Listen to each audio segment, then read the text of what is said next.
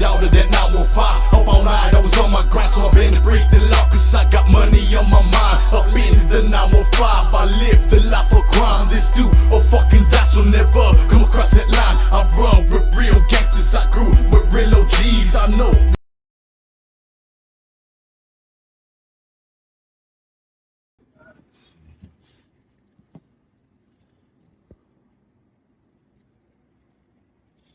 Thanks for doing fine. The infamous Pain. Straight out of Houston.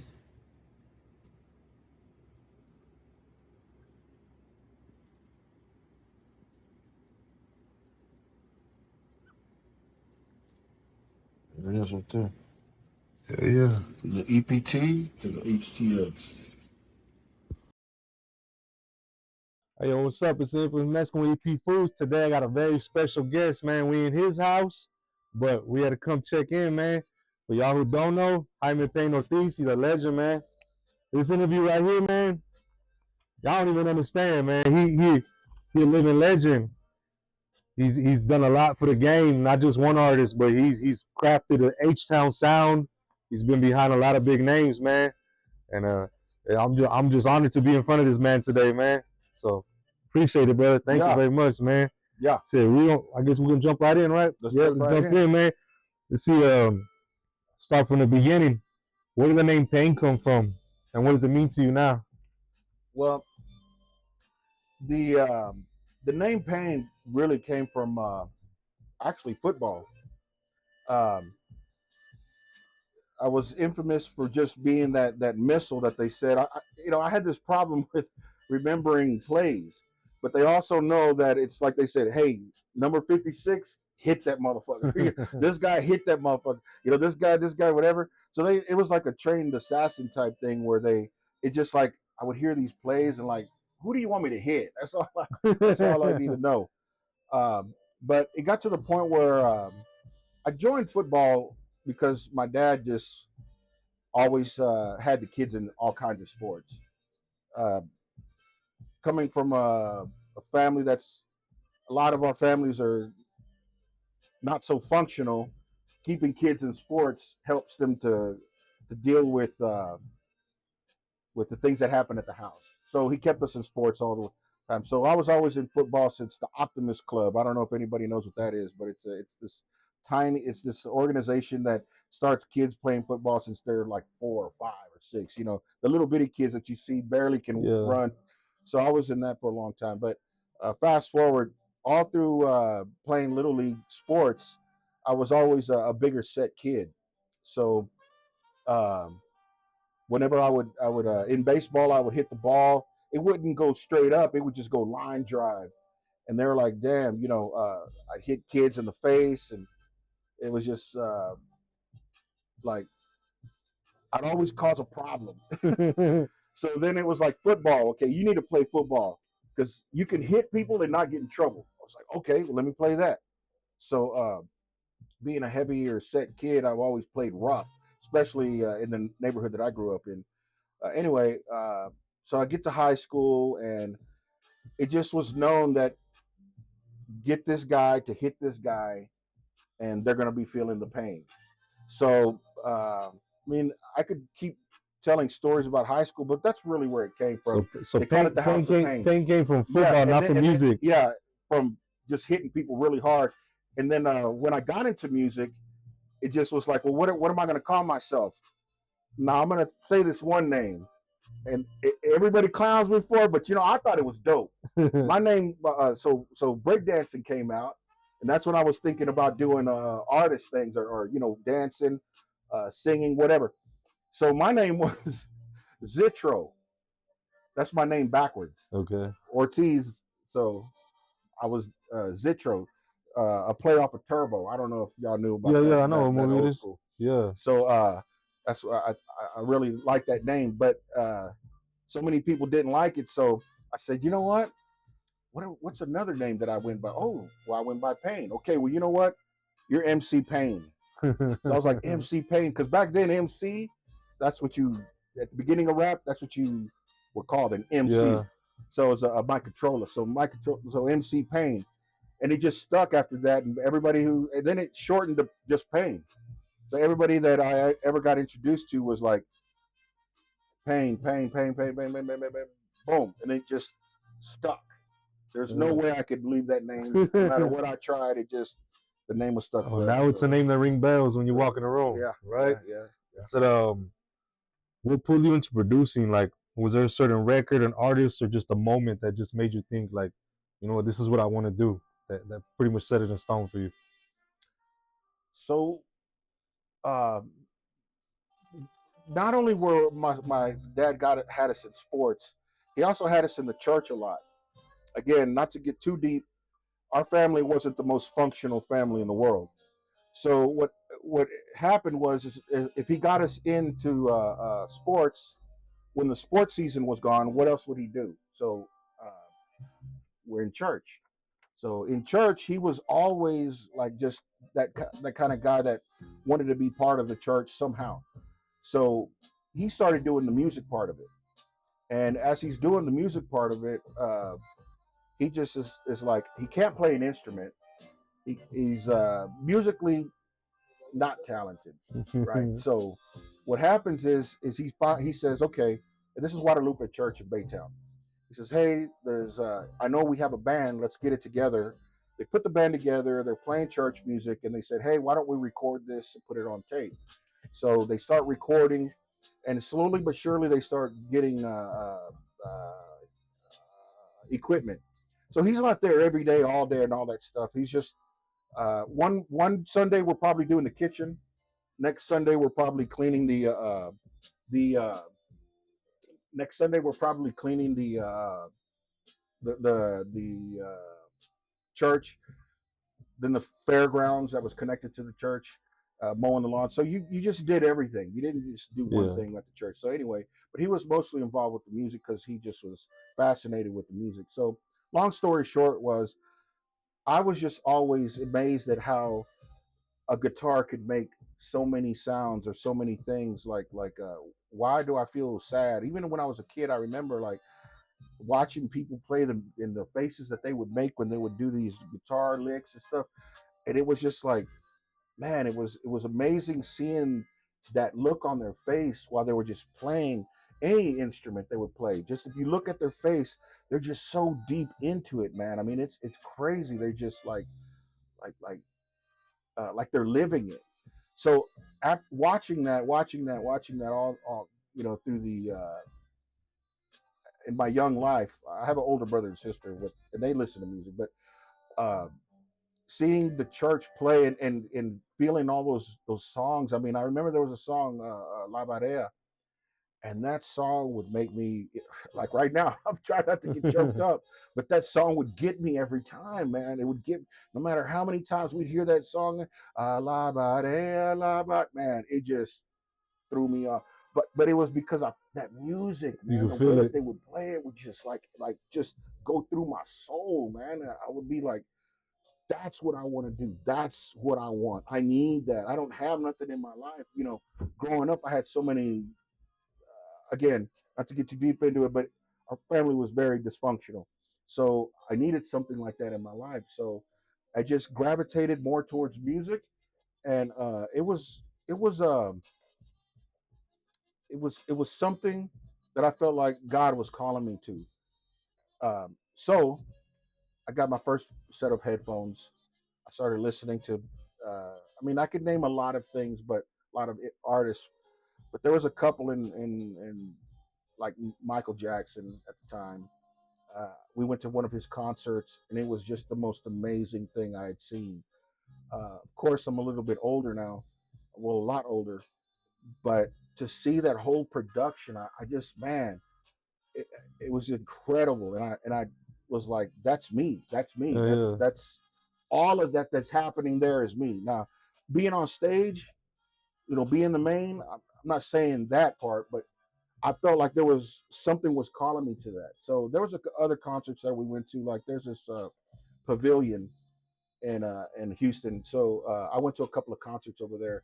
Now this was before rap. Now, yeah, you said Michael Jackson, so we weren't really all there yet. The thing is you got to understand, I came into music before there was even such thing as rap. There was no rap. It didn't Yeah. even exist when I came in.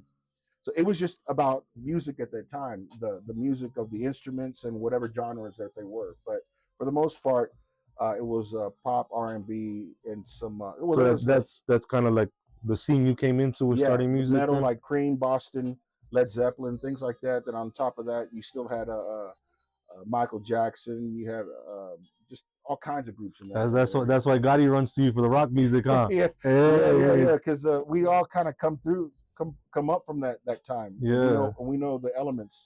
No, that's So dope. yeah, just to answer the question, it wasn't one song I heard. It was the entire Everything. thing of music that made me feel like that was me. Was anything in that music thing is me. I couldn't do anything else except music. You So just fell in love with music, period. that's Was I mean behind it. that's what it was. I got you. So you've been in the game for decades now. What's the biggest difference between how music was made back then and now? What do you think? Is there a really big change in it? It's made it a lot easier with the technology now, or was there? And you know what? I could say both. I can say there'd be a couple of guys. Well, okay, there'd be a guy with a guitar and maybe two friends in the garage just jamming, writing a song, and that's all they needed. You know, there was no computers, there was no plugins, no DAWs, no all this AI. There wasn't none of that. All it was just a couple of dudes who knew, or women that knew how to play music, and then they found out studio in the phone book. Actually, you had to go Yeah, through the phone book and look up studios and go like, oh, there's a studio in my town or not in my town. So they would go to the studio and just, this is our song, we're singing. So that was a beautiful thing. It was raw. It was a group of people who had a lot of emotions that wanted to put it out to the world. beats were different too. Then, right? They You were. could only add like so many sounds to a beat when you would make it back then. It wasn't. So yeah, we had these things called a reel to reel, and you only had 8 tracks that you could record on. If you had two reel to reels, then you had 16. Now there were some, tracking situations that you could do 16 at a time, but those studios were out of reach for a lot of Yeah, small town studios. And at that time in Baytown, there wasn't really one that was, 32 tracks or whatever. Like the 32 tracks was a big thing back then. yeah. So so back to so that was its own thing, and I remember that it was awesome. It was incredible to see people say, "No, you got it wrong. Do this, do that."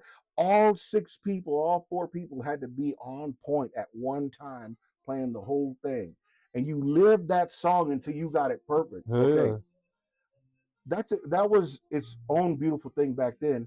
But now it's almost like you got a beat and you got it in your head.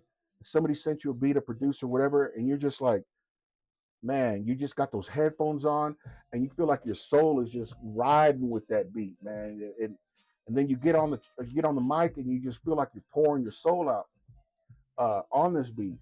And then like you're rapping, then you open your eyes, and then it's like, whoa, what did I just do? So uh, each thing has its good parts and its bad parts. The earlier thing I talked about, the bad part was you had to have all your homies with you. You couldn't do it in pieces, right? It was just so if one messed up, everybody messed up. Yeah. Okay, so that was the bad part of that thing. Now forward, it's just you in there at the studio. Yeah, it's a little bit easier. It's a lot easier, but some of the soul is not there no more. You're not vibing with your Yeah, homeboy. You're you not gotta just you sitting there, you're playing that lick and you're just, I know this might sound funny to some people, but you look at your homeboy, and your homeboy's looking at you, and you're just like, man, we're doing this. We're yeah. just jamming. We're fucking killing it. You're in a moment of just living it then and there. Right, Yeah. right, right, right. And sometimes being in the studio just with the beat, sometimes that's gone. Not all the time, but sometimes it is. Oh, got you, man. Let me see something. This is a when you start a track, what's your process? Do you build around like the artist or energy, or do you usually already have a vision for something you're coming in for the day to make? Yes. All of it. Yes. Yeah, Uh, it. Some people like to start a beat off with the bass line. Some people like to start off the beat with the drums. Some people like to start off with just thinking of a person or an artist in general. Um, so there's a big difference between a beat maker and a producer. A beat maker mostly does beats on how they're feeling, how they see things, and they're constantly turning out beats. Like they could have 300 of them, and they just show them to you. And a lot of times you'll actually even get to know a producer or a beat maker just by listening to their music. yeah, you Like, do. damn, like this dude's They all have like a certain like just a pattern to their beats. right, The same right. way it starts, they like make their own like signature in the Yeah, beat yeah, that you become. aggressive Yeah, or mean or sad. You know, some of them are just always sad. They sound like soundtracks to murder or something like that. yeah, So what a producer can do is not only can he make a beat, but he can also get people together, like a guitarist, a keyboardist, a pianist, or whoever, and say, "Hey, I got this drum beat loop. Can you play on top of this?" And then they'll get musicians to come in and then lay tracks on top of a beat or whatever that the yeah. producer is good at. Some producers are, they're usually uh, pianists, keyboardists that lay something down and say, "Okay, I want, man, if I could get a drummer, I know these guys, put these songs together." And then you have, obviously, like what I mentioned earlier, is a beat maker that doesn't need any of that. He's got the whole workflow. He's got the drum kits. He's got every sound imaginable available to him. And so he searches. I would hope that they search their soul and search their environment and say, you know, that that's um, this is what I'm putting forward You to could them. you could tell when a producer puts his all into a beat or a beat maker pretty much. You could tell when they do it, and then nowadays there's the beats where it's just Yeah, it's like them. Everything they uploaded sounded exactly the same back to back. yeah, yeah. It does. It does. It sounds real repetitive. It Oh sounds real yeah, repetitive.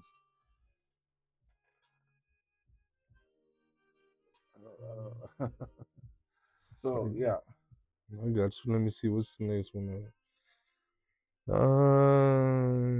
Let's see.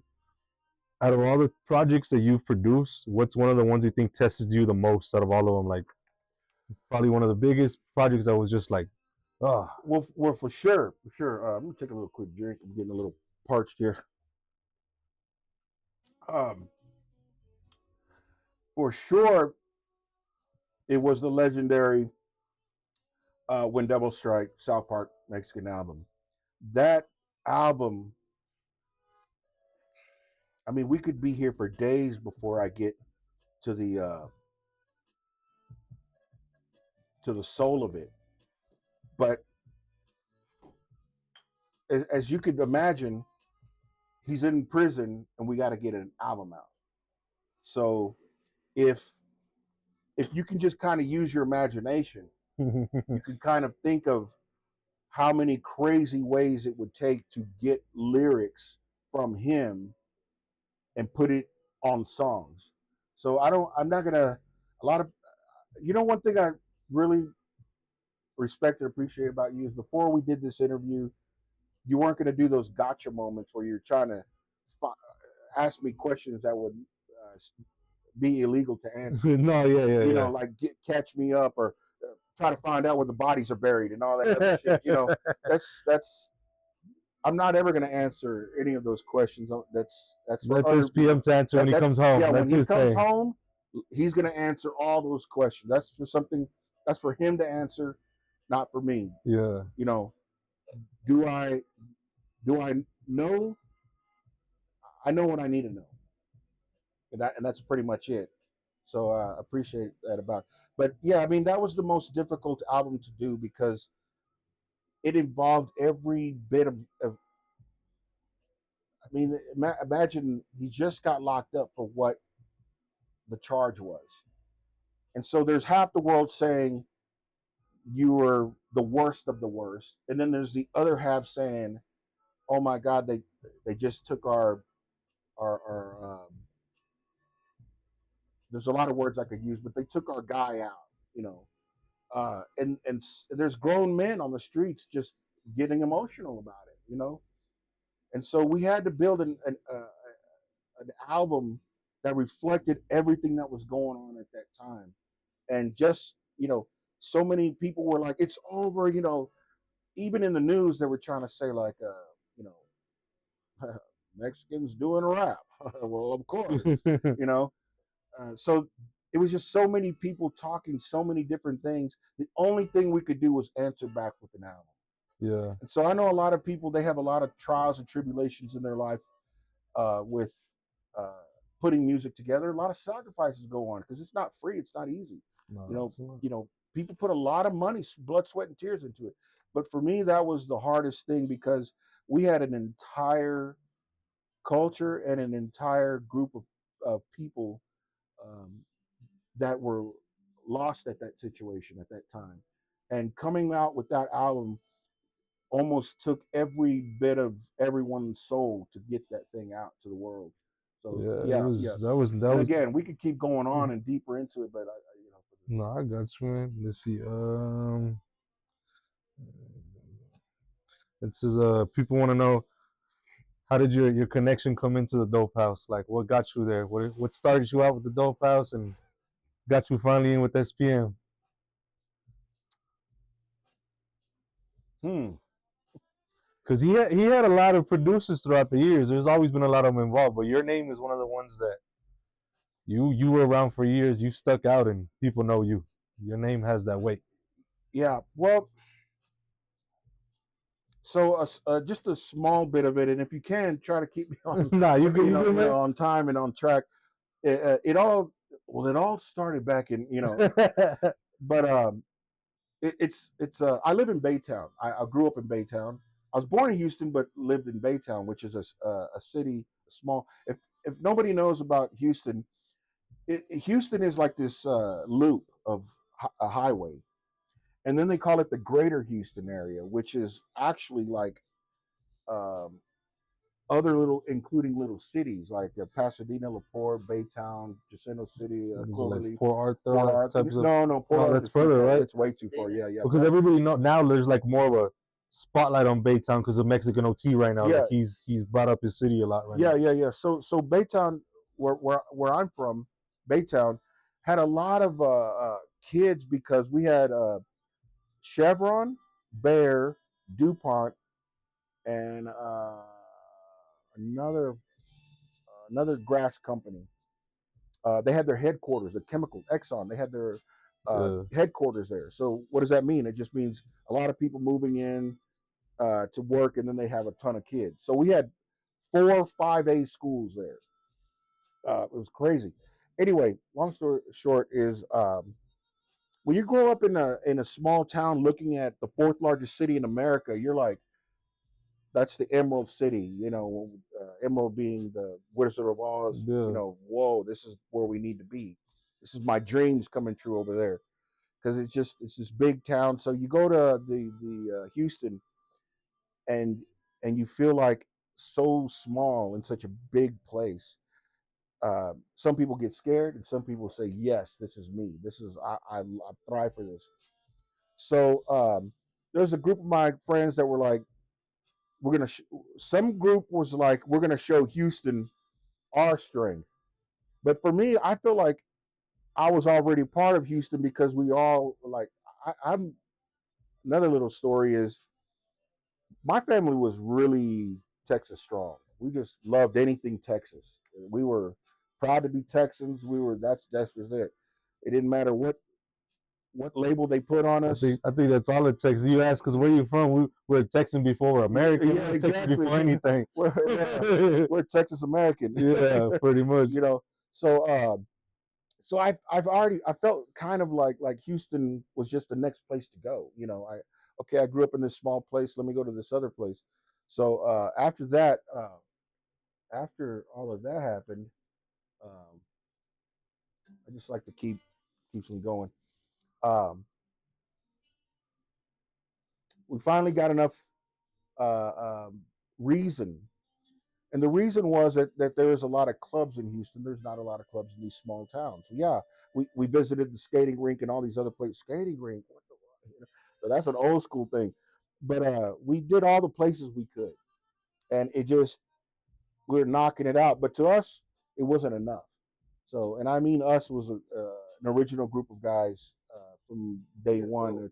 You know, DFO, um, you know, email, DJ E Money, you know who you are.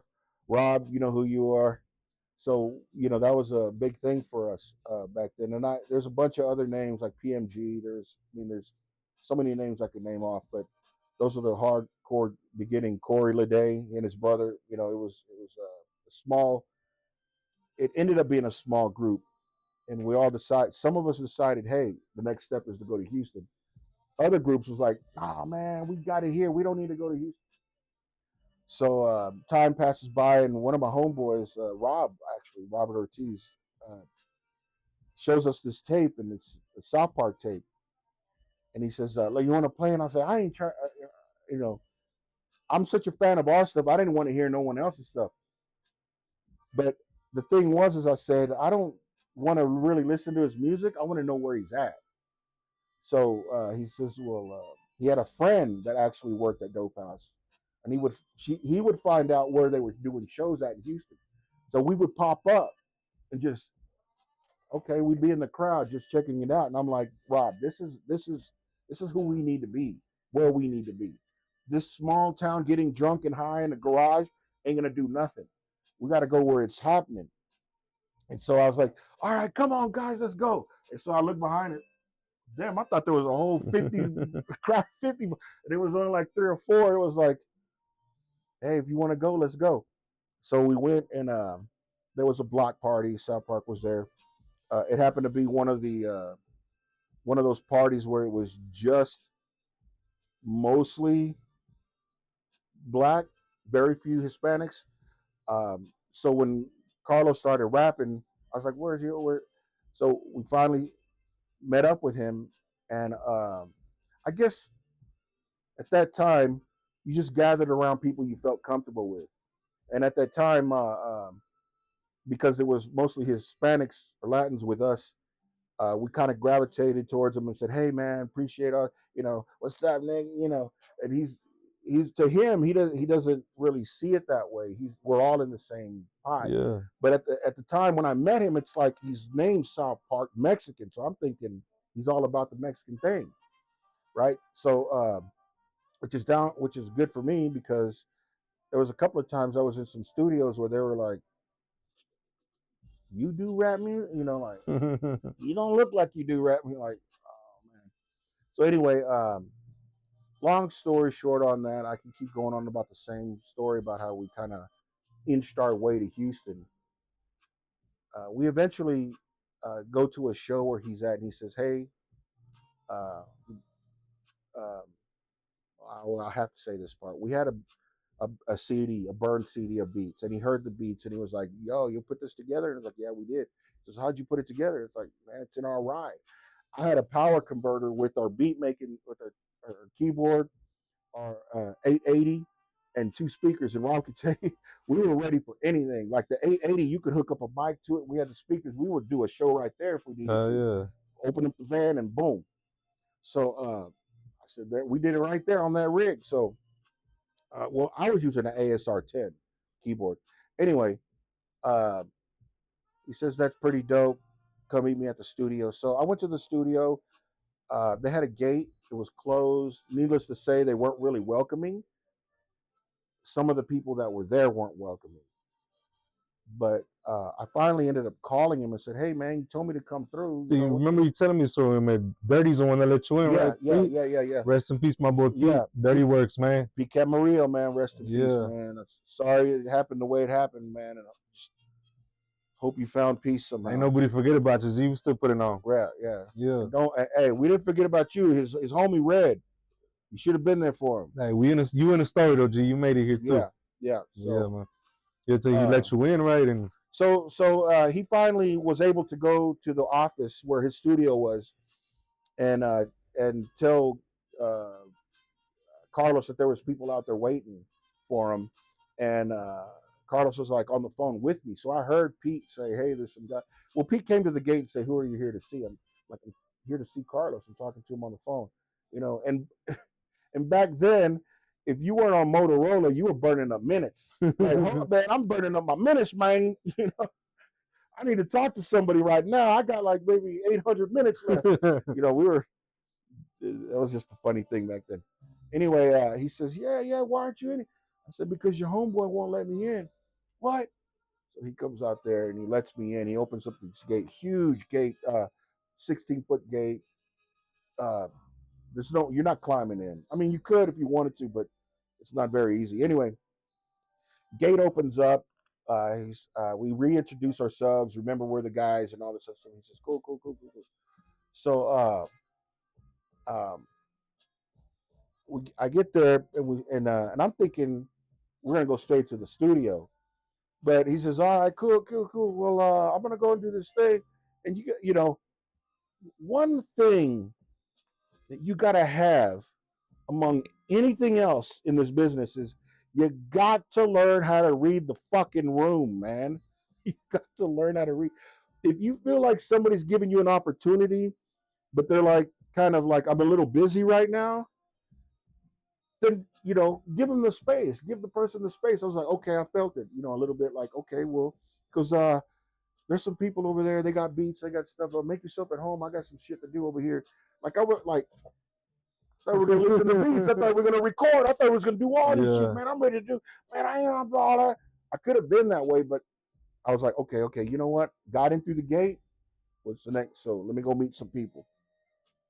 As soon as I walk into there's it's like a warehouse that has where trucks can pull up to 18-wheelers. Yeah, the bay. So the bay's pretty up there. So we walk up to the bay, and bam, man, they're just people I didn't know, but it was all the legends in there, just doing just battle rapping, just constantly, just like imagine like in medieval times, people just sparring with swords or in a karate place. Kind of like those old videos where you look up on YouTube. It's a Big Ike and Bing, and everybody's in the studio with Nucky, and they're all just going back to back freestyle. Yeah, things like that. But unfortunately for us, we weren't really into camera stuff back then. All of that stuff is memories that we have that didn't really get captured, it sucks, man, because it was an amazing place, man. I mean, it was dog eat dog, man.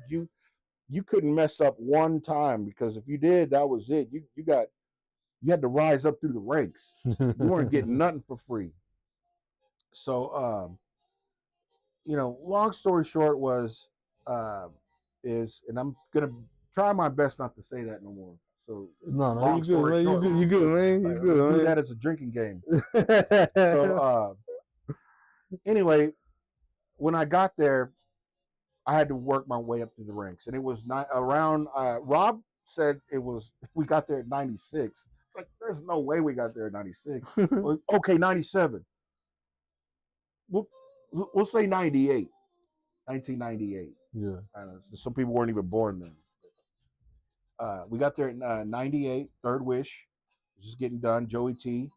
Special shout out to Joey T. That's one guy that believed in me early in the game.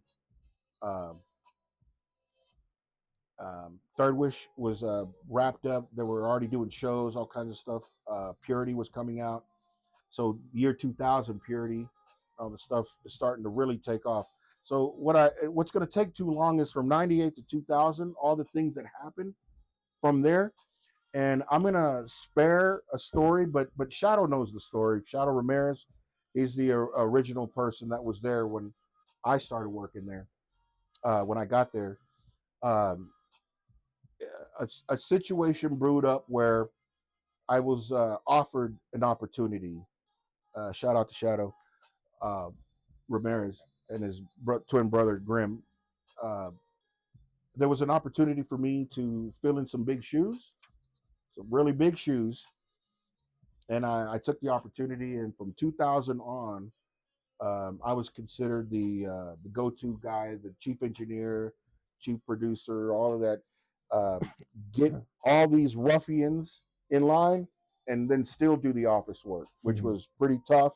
but I had proved myself within those 2 years that I Yeah. could do that. It wasn't just by myself. Shout out to Carolyn Rodriguez. She helped a lot.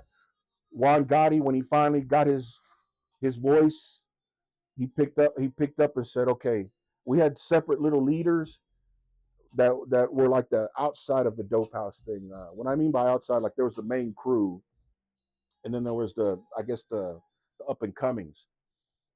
Shout out to all of them. Even Hillwood Hustlers. There's just so many names I could mention. Monstro. Uh, man, I just again, I mean, there's a lot of people. Major Riley was even part of it. I remember Major Riley. Yeah. Yeah. I mean, like Bash, Baby Bash, South Park, Happy P, even well, Low G he liked slumming it with us. He liked to slum it with us, but then he went to the office, uh, and he was one of the few people. Rashid was another one. He was huge.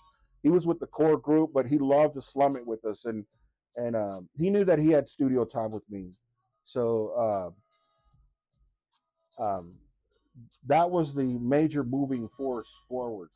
Was that I had a few like the Twin Berettas, Quota Key. He was one of the generals at the time No, it was to hard. help me Yeah. keep the place in order.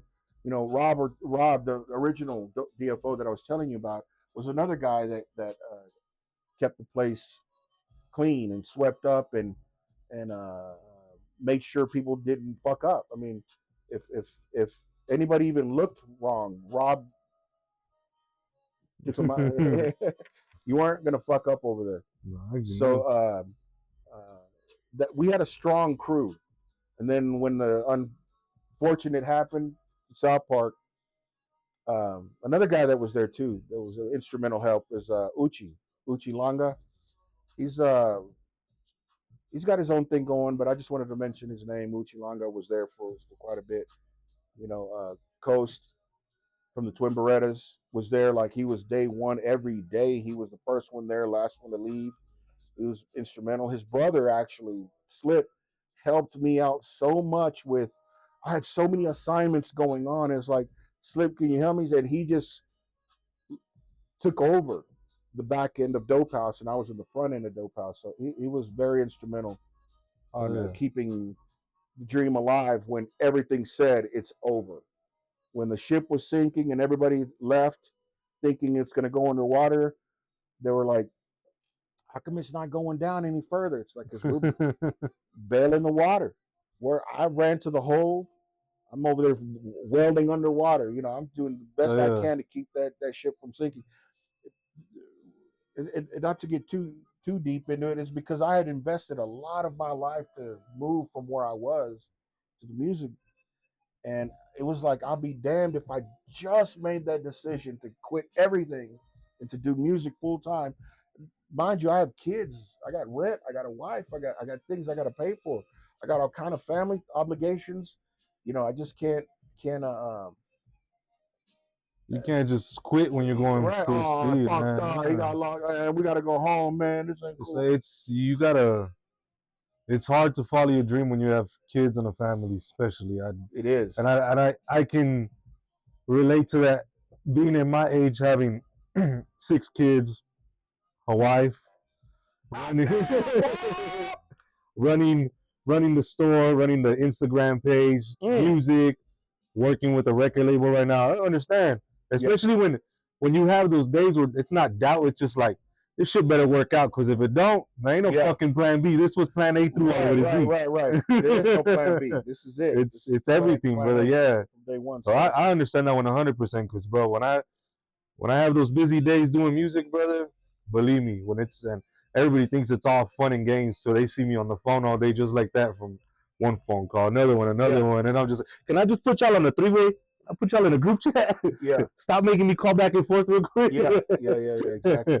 It's hard, but it is. But I think having that pressure on your back, having people depend on you, makes it go harder, though. It does. The show does. It does. Because when you have people, when you have people looking at you and towards you and for you, you almost feel like, if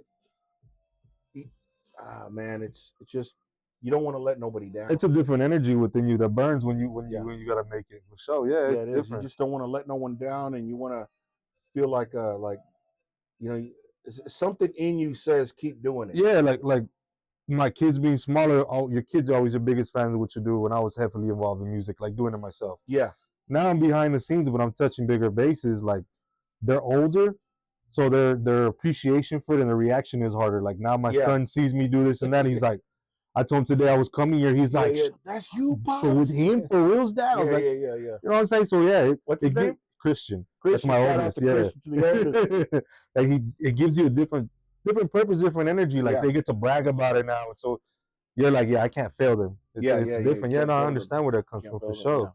Hell yeah. Let me see. People wanted to ask, what's your favorite memory of doing with the When Devil Strikes, doing that album? What's the best memory out of all of it right there? I almost broke down right now. Woo! Like my homeboy said, he knows who he is. I'll cry right now. Because we were just talking about how emotional things get coming up. It was like, you can't break down. You can't break down. You can't break down. You can't break down. And then it got to us like we were just so broken down. We would literally say, you can't break the broke down. If you're already broken down so far. But to answer that question was when we finally said the album is done, the When Devil Strike album. Now, I can't take away from all the other stuff that I was doing with Gotti and the stuff with DFO and all that. It's just this was an impossible task that couldn't happen, shouldn't happen, wasn't going to happen. It was just the impossible It was thing. like a make or break type moment in the label. It was for everything, for myself. Like, you sometimes every now and then in life you say, am I doing the right thing? Or like, God, am I supposed to be here? Like, why am I this? And when that hit, the stores and the major labels were like, yo, how did this, of all the things, it was like I was standing on top of the mountain saying, like yes, or fuck yeah. Like you just don't know what you want to scream. You just know you want to scream at the top of the mountain, said, I did it, I finished it, I made it happen. When everyone else turned their back on us, nobody was there when we were doing that shit. When I mean by we, and I don't mean to throw no shade on nobody or no hate on nobody, but it was just me and Carlos on the fucking phone. That's all it was. I get mad. I sometimes I get too emotional about it. I start getting very angry because I hear all these people bumping their guns. But it started, well, not wouldn't say a trend, but it started a new wave because after that, now how many artists do you hear rap through the phone and try to release music and tapes now and freestyles, and then now they got the tablets and people are dropping little videos on it. Right. It's set because nobody ever thought, let me record a fucking album through whatever position he was in. You know what I'm saying? It was a lot writing on it. So this right here was blood, sweat, and tears right there. That's blood, sweat, and tears. I earned that shit. All the scars I have on me, I earned that. Can't nobody take that away from me. And all these stories I hear about this and that and all this other stuff, I'm not gonna say nothing on it, but I did that shit. Oh yeah, no, it was that album was, I still think, one of the dopest albums. The last album he dropped, that one was, there was a lot writing on it. That man. one and Last Chair Violinist. Yeah. My daughter's actually on that album. The first song on that album. But that's a. What song was she on, or what song was it? First, it's called "A Baby's Prayer." Oh, that was okay. Yeah, that's But we can talk about that in some other time. I got you, man. Rest in peace. That's my daughter. Let me see. The early 2000s, Houston had its just momentum that was crazy, and I know you were a part of that. What was it like seeing just Houston blow up that year, like being a part of it and seeing the sound just?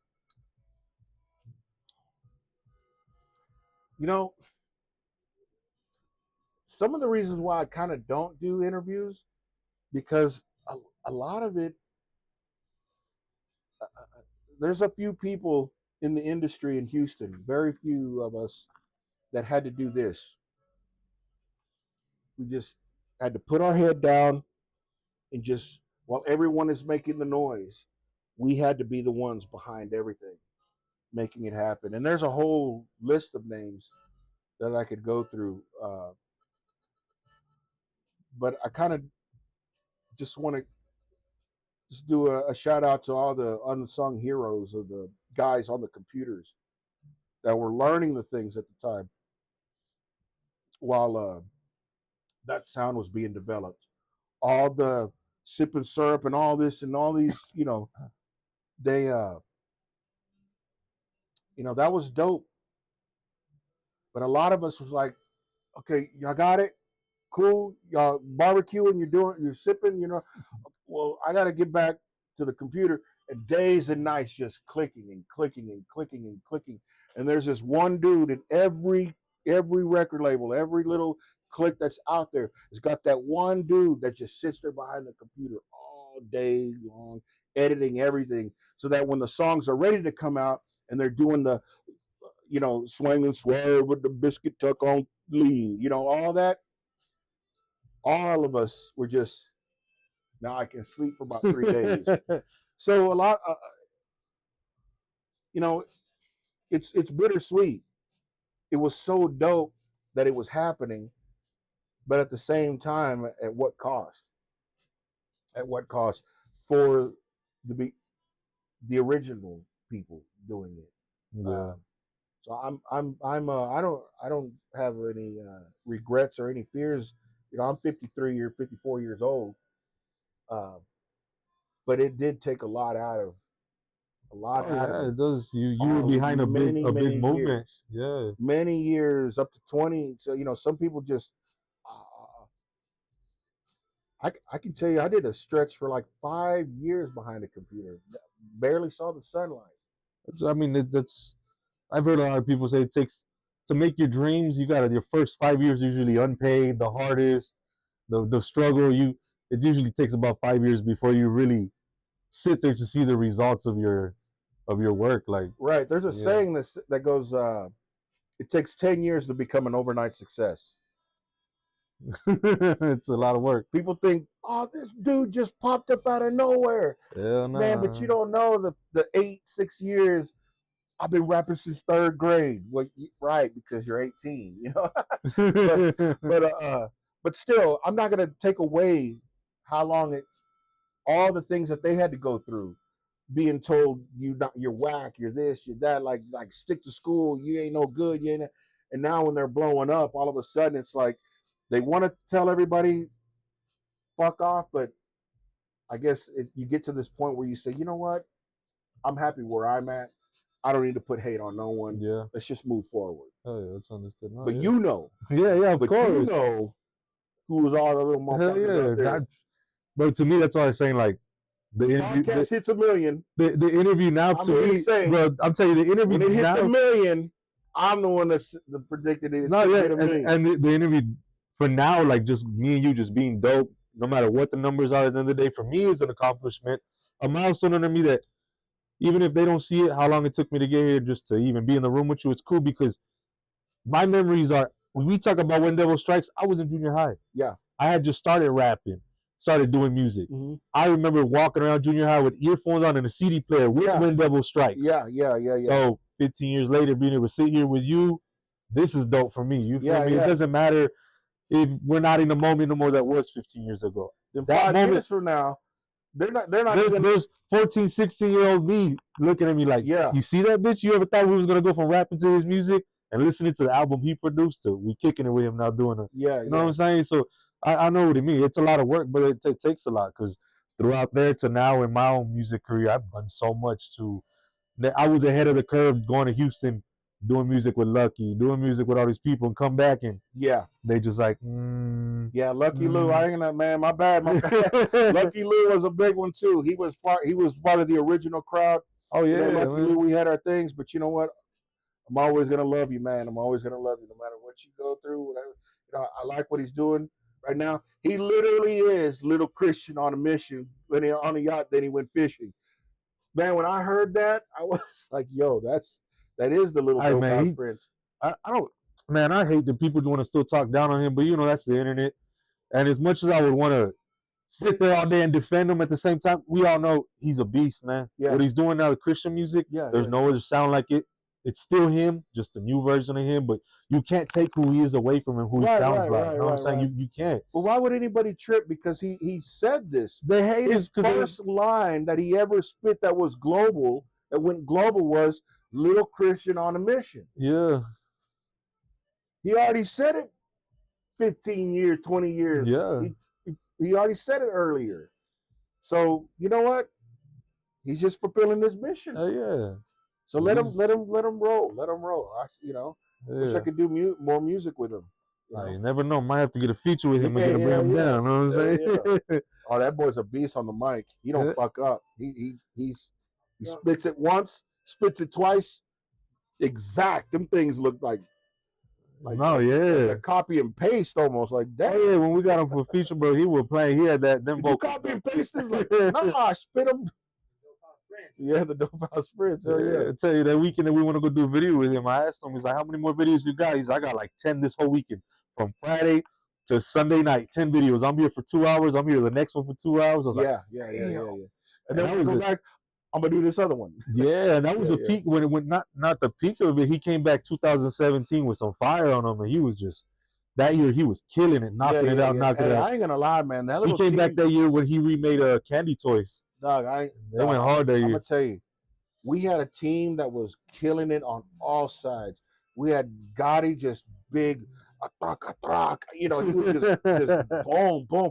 Then we had the freestyler, you know, Lucky Lou, he was killing it. We had the Twin Berettas ahead of their time. Then we had Carolyn that could sing anything. If you just put a thought in her mind, it was like, well, I want a song to go like, boom. She'd hit like, well, damn, she. Hell yeah. I didn't even know still doing her thing right now. She kicking doors down in LA, still doing her thing. Yeah, man. Yeah. Shout out to Carolyn, man. You think SPM's legacy right now still influences a lot of the Texas rap scene today? You think he still has a key factor in everything right now? You know what? I look at the thing with South Park, like when they mention names like Jordan, Kobe, things like that. These are one in a zillion quadrillions. They're not going to happen again, but they're going to have their own AIs and the new people that come through. They're going to, and when I meant AI, I meant Allen Iverson at the time. I could have mentioned a lot of other basketball players, but I'm just saying there was a lot of expectations on people after them, after these people got out of the game. So just the same with South Park, there's not going to ever be another South Park. There's only one. That's it. But there's people that are going to follow after the groundbreaking things, which no matter how many times they said, we're not ready for you, we're not ready for you, we're not. It's all about this other thing, this other look, this other sound. It's like, well, we're not waiting for you. We're going to keep doing our own shit, you know? It's like nowadays, no matter which rapper you hear talk about beans and rice, you can't think of that line without thinking SPM. So like beans and rice. That was him, know what I'm saying? Yeah. So no matter how they say it, how they want to reward it nowadays, it goes back to him saying it. Yeah, but I think if you did an interview with the tops right now, or the tops 10 years from now, they'll always say, me, myself, I. And you know, that's okay. I'm good with that because I know what I did in the industry. Yeah. I don't need, you know, when the first time Meskin OT came through Dope House when we were over there talking on the phone with Carlos, I don't need him to ever mention those days or those few little days that happened over there. I met the guy. He was cool as fuck. His whole crew was dope. You know, we talked to Carlos. They tried to work something out. And unfortunately, at that time, I was really hoping that they would work something out, but it didn't pan out. And it was cool. But that's one dude that I can say he's been the exact way you see him cool on the video is the exact way he was not on video. So OT, shout out to OT. He's doing his thing.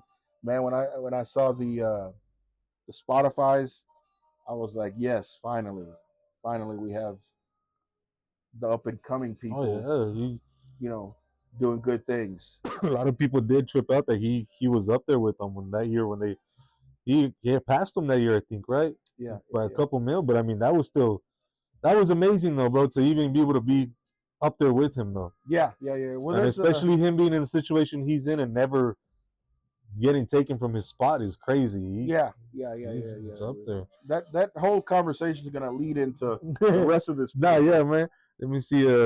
You've mentioned you've sold 10 million albums under you, being a producer, being a part of everything. Yeah, If there's one thing you can give somebody the secret to having to build that type of success, what could we tell them? Like, what's the best thing we can give them as advice? Okay. Today, the word would probably be you got to keep posting. You got to keep posting. You got to post. You got to post. You know, but it's just being consistent. You just can't stop. You got to keep going. When I heard this little TikTok thing when it says, "Why do you keep posting when only 3 people like your thing and you got no views?" Because you never know when I'm gonna be that. When I heard that, I was like, "See, whoever did that little skit right there gets it." Right now, you're not gonna have nobody. Not going to have nobody right now. You got to just have a core group of people who believe in you, and just got to keep moving forward. It doesn't matter if you have 50,000 people in front of you or 5 people in front of you. You give it your all, your best, your everything you can, the same you would for them that you. I see some artists coming out on stage and they're just like almost scared to move. like, what are you doing, man? Like, I'm not saying do backflips, but man, move, Jump walk, in, you know what I'm saying? No, yeah. have a personality, do something. On stage scared. What? You rapping about all this crazy shit, but you on stage scared. Yeah, on stage scared. The stage scares you, but the hood don't.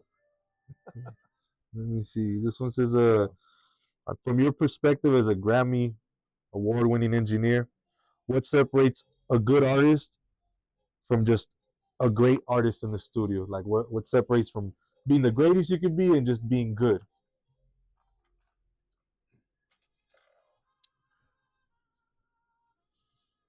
Probably one word: settling. Settling for this thing that our culture does. Just I don't know where it came from, who invented it, but I wish I could knock them out. Is the hey, it's all right, it's good. We can live with that. Whoever made that attitude that it's okay, let's just run with that. It's it never worked for anyone. You got to giving it your best every time is the only way that it's going to work. Yeah. So there's a lot of people that come through the studio that we call it the boot camp, and everybody knows when I said the word boot camp. I know there's a couple of y'all that y'all stomach just went, oh God, don't ever mention that again. Ugh, that was the worst. Yeah, but you know what? I tell them, they go to other people's studio and go like, man, you wouldn't last a day in Payne's boot camp. What are y'all doing? Why are you doing? You don't even know how to copy and paste. You don't know the grids. You don't know. What are you doing? Why are you scooting my thing over? You eventually see it. But anyway, settling is the worst thing they could do. The best thing they could do is say, I can do better. I can do better. But at the same time, know your limits. I can do better, but it still sounds the same. Don't beat a dead horse. If it's not good, go back to the drawing board and rewrite that shit. If you can't get it then after the third or the fourth time, hey, there's nothing wrong with that. Just okay, it didn't work out right now. We can come back and get it later. But time is money. Paying time is money. Okay, well then you should have been rehearsing this shit at your crib instead of waiting till you got to the studio to do all of this.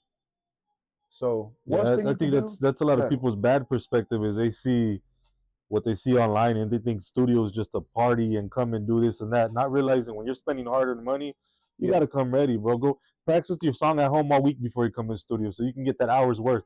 Yeah. You know what I'm saying? You could really, hey yo, look, I already know I messed up here, I messed up there, but before you know it, your cadence is ready, your everything is ready to go. Yeah, Yeah. of course. I think it's a big one too, just settling where you're at instead of becoming better. Yeah. Because I mean, working with somebody when you become comfortable, you know, you guys both call each other out like that shit sounds like shit. You didn't hear me? You know we should fix that. I know you already getting mad at me. Like Yeah. Or mumbling on the microphone. You know what? Let's just keep that. yeah, because personally, if I record my own music, I take hours, and that's because the same you have that. I don't like that. It's supposed to be better. Could have been better. It could have. There'll be shit I won't even release because just one word didn't come out the way it was supposed to. You're right though. Settling kills shit, especially when you just leave it there. It's what's a major mistake right now that you see independent artists making today?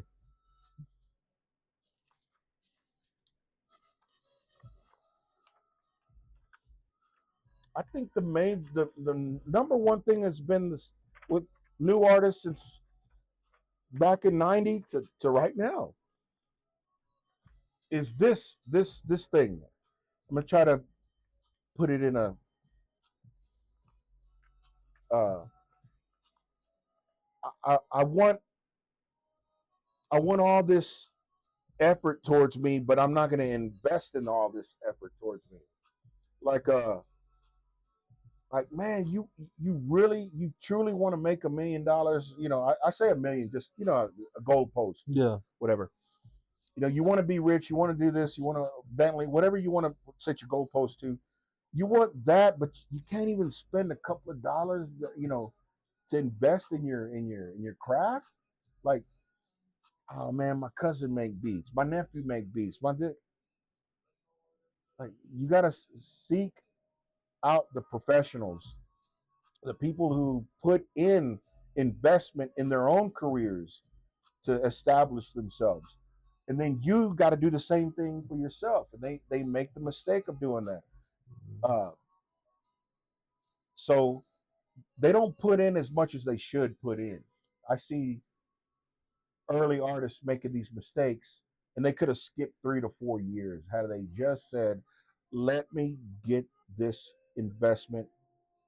Like they pay the electric bill like it ain't nothing. It takes money. It's talent only going to take you so far, but money's going to help you open up doors that your talent can't sometimes. Exactly. Some people ain't going to always look at you like, oh, he's bad. They also want to, what can we do with numbers? What are we doing there? Right. There's a story about the Neptunes that went into a studio that Jermaine Dupri was in, and it's a quick little story. It's about how they knew Jermaine Dupri was going to be there, and these other people were all these A-listers. And what they did was they took their beats in there to drop them and to mix them, but they left the door open. I think Pharrell, if I'm not mistaken, he said, "Leave the door open." You know, what do you mean leave leave the door open? Why? The people are going to hear your shit. Exactly. I want them to hear our shit. So imagine that up and coming kids paying $150 probably dollars an hour to drop their beats. So that's an investment. Yeah, it is. So when he walks around the corner and Jermaine goes, "Yo, what is all that?" So it's that's not the exact story, but it's the way I like to tell it, because they at least had some type of fortitude to say, "I gotta. If we don't spend this money right now, no one's ever gonna." But they spend the money to be in the right place at the right time, and it happens. They did their research, and then I've heard them tell different stories, but that was one of the early stories I remember hearing. Absolutely. Says, tell us about DFO Music Group. What made you start your own label, and what kind of artist were you looking for when you started all that? Like, what was your goal? Okay, so I'm gonna admit something right now that's never been admitted. Probably Rob will be like, "It's about time somebody said it." DFO was actually never a label. What DFO was a boot camp. If you can survive us, then we'll put you. We'll send you up. If you can't survive us, you're gonna stay. We're not gonna open that door for you. Man, trust me, I've heard all kinds of hate when people say, you know, why I wouldn't give him the secrets to some plugins or some bullshit. Yeah, well, if Payne would have just showed me this, well, if he would have just done, if he would have just like, dude, I showed you everything. The thing is you didn't think it was valuable at that time. That all the things that I was telling you is like, here's this dude talking again. He's talking and talk. God, just tell me what it is. I already told you 3 times what it was. And if not, the whole time you're doing it in front of them, and it's up to them to eat up the game, right? Right in front of them. Right in front of them. Right in front of them. I even go into their own cribs and do the shit, leave it there. You know, but the thing they say, well, yeah, but you didn't, because you didn't listen. What I said was, this is just to start you off. If you pay attention to what I'm doing and what I'm telling you, then you'll know that every song has its own life, its own destiny. Um, so let's okay. So back to DFO. Um, it was like you're gonna DFO was like a gate. I'm not.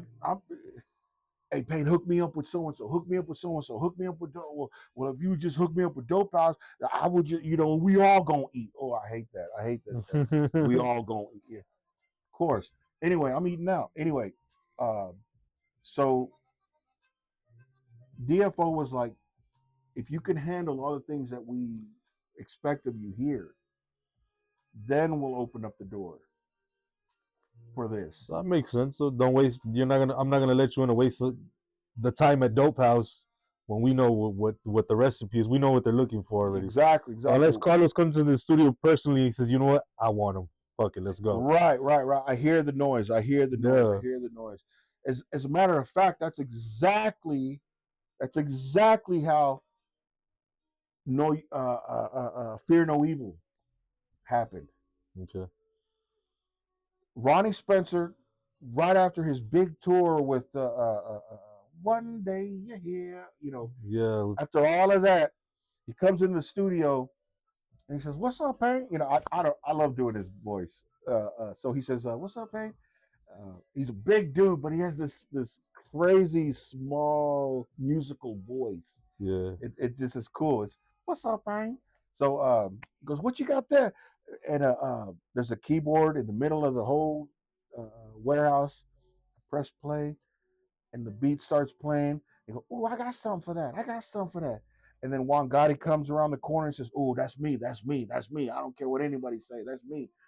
And then Ronnie says, "I already got something for that." He goes, so they're talking to each other, and he goes, so Gotti tells him something. They're discussing what I'm trying to. Oh, God, I gotta sequence this shit. While they're talking, man, I'm not gonna miss this opportunity. Man, I'm running around like crazy trying to get the session up, acting like it ain't nothing. Then when they finally look towards me, I'm like, "Y'all ready, man? Why are you wasting my time, man?" trying to add to the.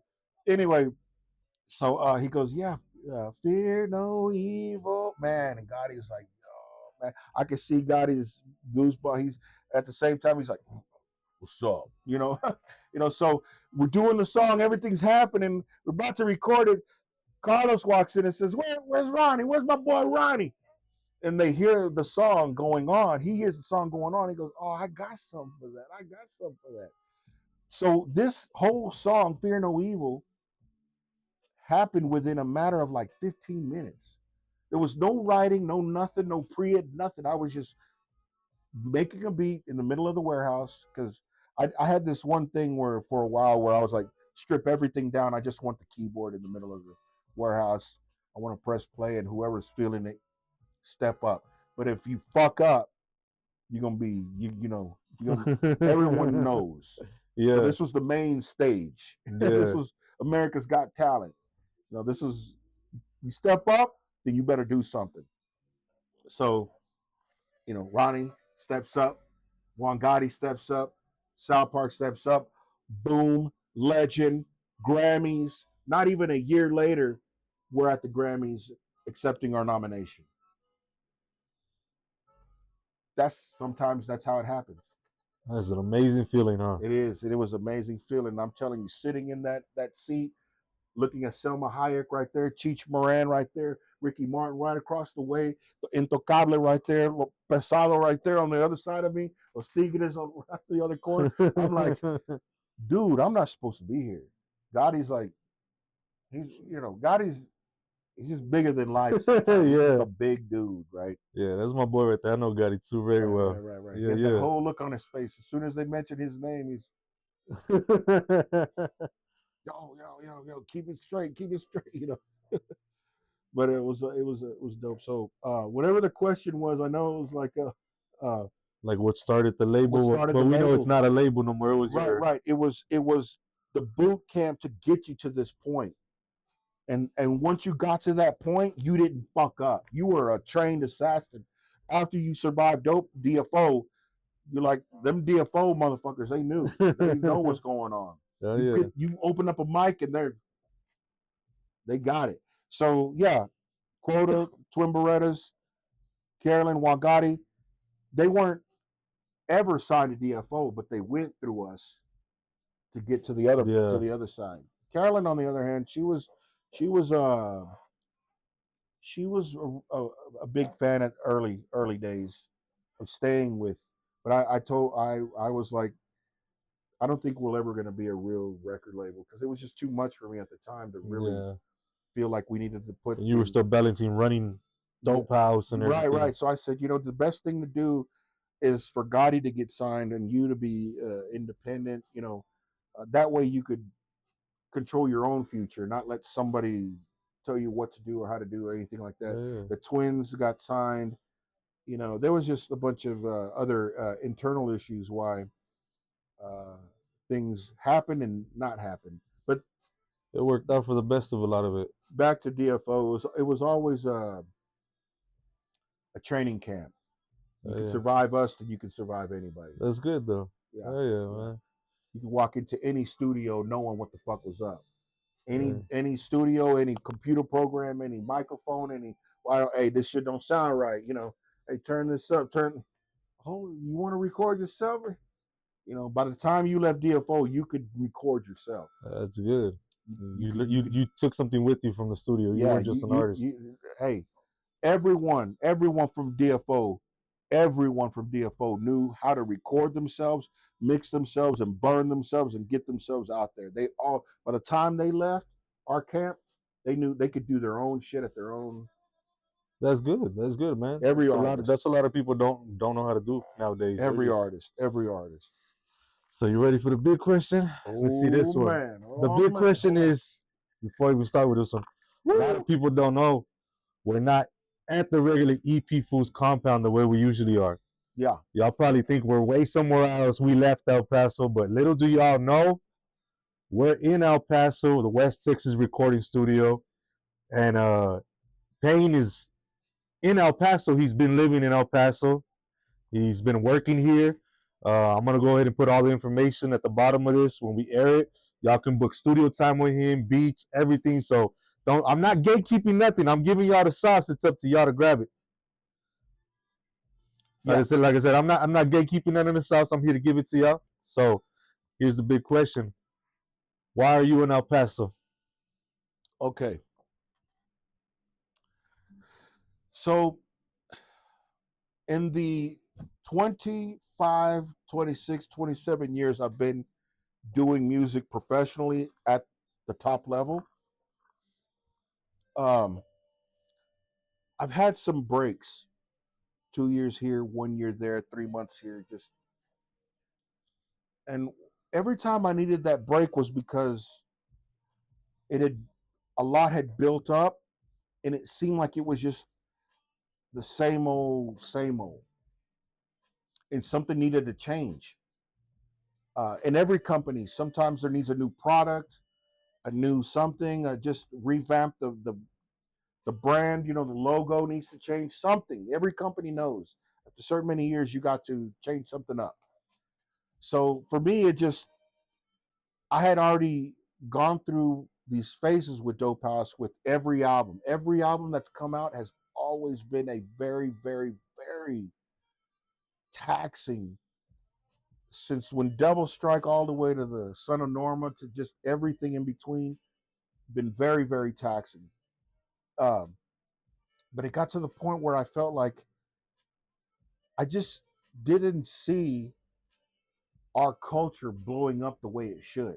I'm 25 years in at Dope House, you know, not. I mean, I'm proud of all the things that we've done over there, but I don't see number two, number three, number four. I don't every the rap industry without getting where people are going to say talk trash is they have a bunch of artists, but our culture, the Latin culture, had very few that barely reached and then went, barely reached and then went.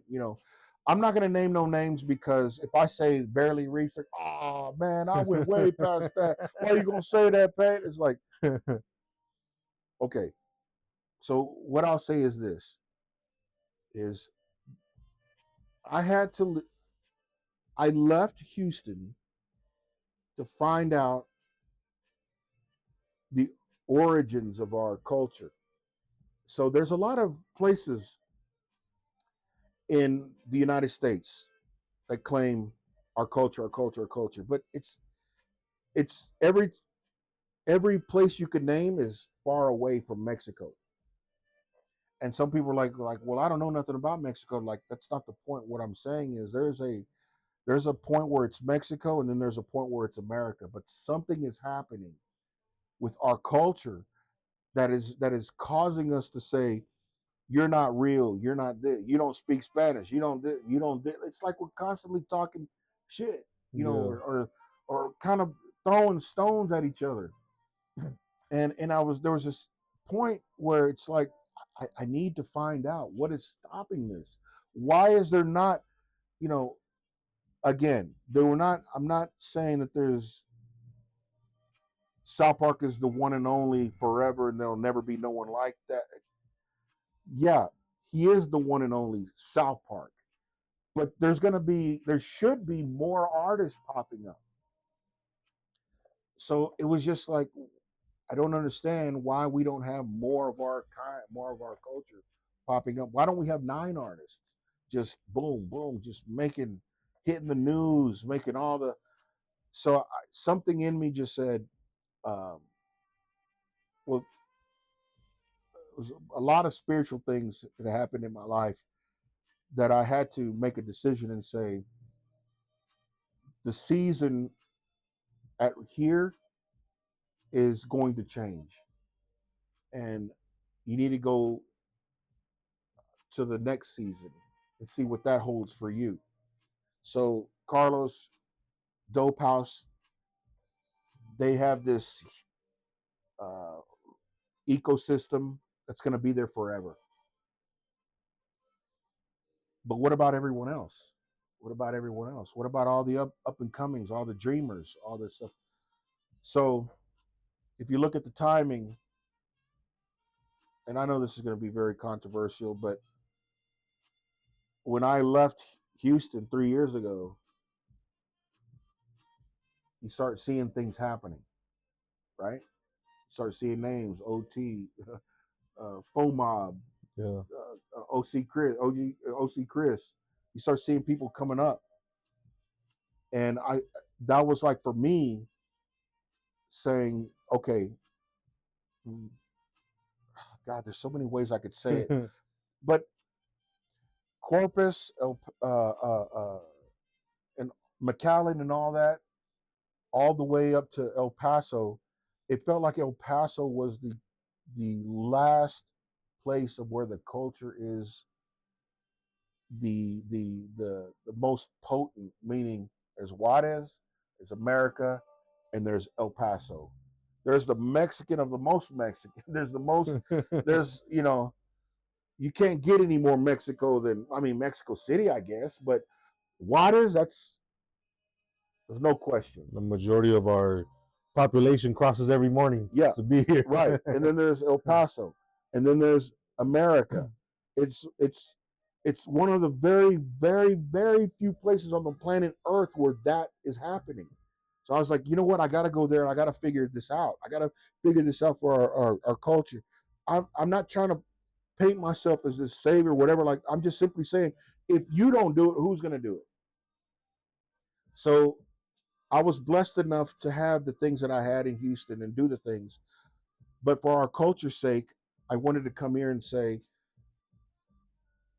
we need to find out why we can't we don't support each other. Why there's very few artists coming up. Because El Paso we get left in the dust. And this is the most important place because this is the most like if you think about it, it's the corridor for the sound of of course it's Chuco Town, but at the same time, not everybody lives Chuco, Zoot Suit, and all this. There's a lot of people that forgive me, audience. There's a lot of people that are like, yo, nigga, what's up, Nick? It's the new generation Houston that's talk. coming up. Houston talk. If it offends you, I'm sorry, but that's how Houston and Dallas and different people talk. But see, that's what needs to change. You can't hate on them, and they can't hate on you. Well, that's those Mexicans over there. Well, that's those Mexicans over. See how we're killing each other? So my thing is, if I can get a group of people from, and I'm giving you a shout out, Las Cruces, come on in. Juárez too. Don't be shy. Juárez too. If y'all want to come work with him, alguien de Juárez se quiere cruzar, venir para acá, trabajar con Pain, están las puertas abiertas allí. Les estamos dando gas que lleguen. Yeah, so Las Cruces, I know you got talent over there. Bring it on in. I know you got it. From El Paso, you already had your good shine with the Khalid. Yeah, Khalid, yeah. Yeah. You got his nomination and the win. So, but that's not the end of the story. You got plenty more. Yeah. The culture, the people, the food, the lifestyle, everything that you know about your grandma, your abuelita, or whatever you want to, your abuelito, your little viejitos, and all this, all the stuff you ever wanted to learn about our culture, it comes from here. All that stuff. You're in Houston and you have a grandma, abuelita that comes and cooks sopa. Guess where it comes from? You got an old uncle that talks shit and loves to get drunk and get fucked off. Guess where it comes from? It comes from here. All of the things that you feel like make you who you are, that's real out there in the world, comes from here. That's why I had to come here and say, if we can get some artists to come out of here, then I'm pretty sure, I have true faith that all this hate between our culture is going to get squashed. And I know who's afraid of that. I'm not going to point you out, and I am pointing you out. I know they're in New York, and they're Plaza One, Universal. I named them. My bad. And there's people that Payne's part of that Illuminati. Hey, look, we can make it happen. We can beat all of that if we just believe that we can, and we show them that we can. And you know what? We don't need their shit, man. We can do this on our own. You've heard this before. It can happen. We can do it. We have enough here to start and show that not only do we have Chuco Town and Zoot Suit and all this, but we also have, what's up, my G? What's up, yeah, we do. What's up, man? And y'all kind of had that. We got everything. Y'all kind of had that recipe with Dope House because, like, Gotti, some people consider him like a cholo sometimes, gangster rap, but you had Lucky on the other side too. So you built that already with being with them already. You know, we build that sound here with the right group too. I mean, it doesn't have to be a group, but that should show y'all we could work together here. Right. You don't have to hate on that guy that says nigga. Get mad at me all you want, but at the same time, you don't have to be orale pues, vato, que. You don't. We're all the same people, man. We're all the same people. It's your nephew. You got a nephew talking that way. You don't even lie. Your son probably talks that way. They went from Chelos to Edgars. Yeah. Hey, you know what? I got all love for the Edgars, for the new ones coming up. I got the Quaches. I see the trucks out here, man. Y'all ain't seen trucks until you see the trucks out this motherfucker. They built that shit strong.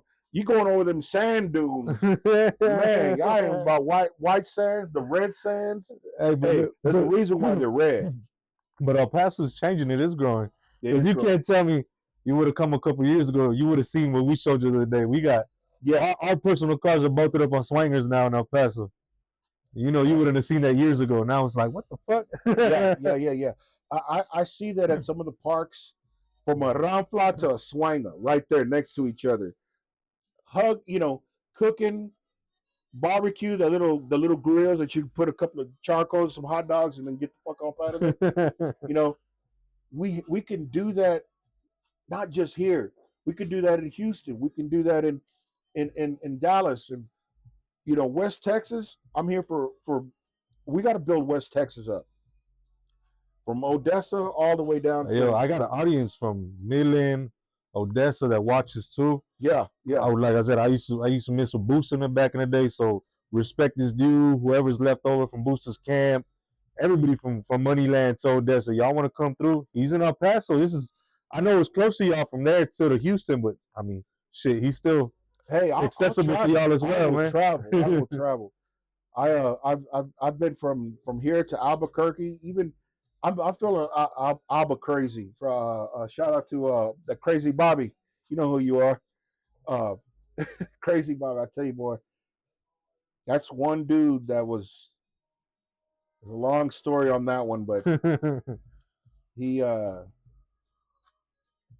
was gonna do some things for your boy that I just appreciate you, man. I appreciate what you did for me back then. Go ahead, but West Texas, get at me. Yeah, man. Too much talent over here. There's a group that I'm working with called the Texas Tyrants. They sound like what is that? Whitey Ford, Everlast, A Day in My Shoes, and I don't know about the, Oh yeah. Anyway, it's a group from West Texas oil fields. Shout out to the oil fields, man. Y'all some real tough ass motherfucker. Them boys got steel stone hands. What's up, Payne? Bam! Like, oh shit. I ain't lying. Them boys from the oil field, they living hard lives. They living hard. Shout out to the oil field dudes. Let's see, we're gonna hit you with the last question right here. This is a dope one. Once it's all said and done, what do you want people to remember Jaime Payne Ortiz about? Like the mark you left in the Texas game, the legendary status. Like, what's the one thing you want to leave behind in this game? The mark that you left in it. What's something you want to?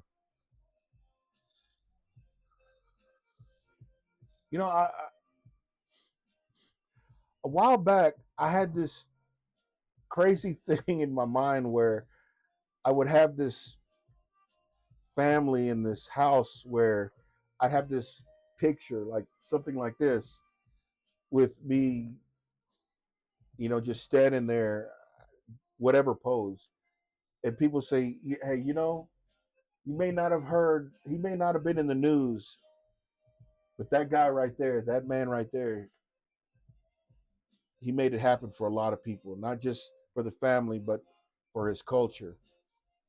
Um, I know my place, and it was very, very hard for me to accept it when God said that I may not see the fruits of my labor in my time. It was very, very hard to say, well, if I'm clearing this swamp, I want to be rich right now. I want to be popping. I wanted to do all that stuff that everybody wants to do. But when He put in my heart and soul that you may not see that, are you still willing to be faithful? The fact that I felt like I was being called to do was enough for me. So is there a mark? My mark is going to be all the albums that stand the test of time. When all these other albums that come out and kind of blow up and fizzle out, you're going to hear my songs forever. You can name a song that's your favorite, and I probably had something to do with it. So for me, I'm good as long as I can look into my family and my grandsons and future grandkids' face and say, you know, I did the best I could, and for God to say you did well, Yeah. then I can see my daughter again, Rest in peace, Jessica Maria Ortiz. I think that's it. Yeah, bro. I appreciate you, brother. Means a lot, brother, to have you here. Well, you have us here, but like I told you from the beginning, since I started promoting it, brother. Yeah. To me, it's an honor to be with you. It's a lot of respect. You've been in rooms and in places we all wish we could be. You got to see the game come from what it was to what it is now, and now you're here to help us out in El Paso. Yeah. So I mean, we appreciate that a lot too. And we put in the sauce out there. We letting them know you're available to them. You're at their reach. It's up to them and want to take it and use it to their advantage right now, man. Well, there is one person I do want to say that if it wasn't for him, I don't think any of this would be possible. None of me being here would be possible. I probably would have showed up and just not been able to do what I needed to do. Is Mark Franco, Mark A&T. He's somebody that's you're going to hear about. He's a great man. He's sacrificed a lot to have things happen that shouldn't have happened. He's gone through a lot of trials, a lot of tribulations in such a short period of time. To believe in something that that most people just, that they see no end in sight. For him to believe in the stuff, it's just incredible. Mark, I just gotta say, I appreciate you. We're gonna make it. Shout out Mark A&T. We're gonna make it. And Mark made it through his own DFO. If he's still here, he made it through the DFO. Yeah. So yeah, he got some fire coming up soon, man. Junie, you next. Who else we got? J.O.B. Come on, come on, man. You got to come through. Benny, you got to come through, Benny. We talking about my dog Benny. Yes. Benny St. Clair. He was just here last week. I know. I got to get his interview knocked out too. Shout out to my boy Benny. When you watch this shit, you need to come through. Matter of fact, we'll do the whole episode here if we have to. We'll knock out 2 in 1 with that night. Yeah. Oh, and I do got to mention, you had an artist with you that night.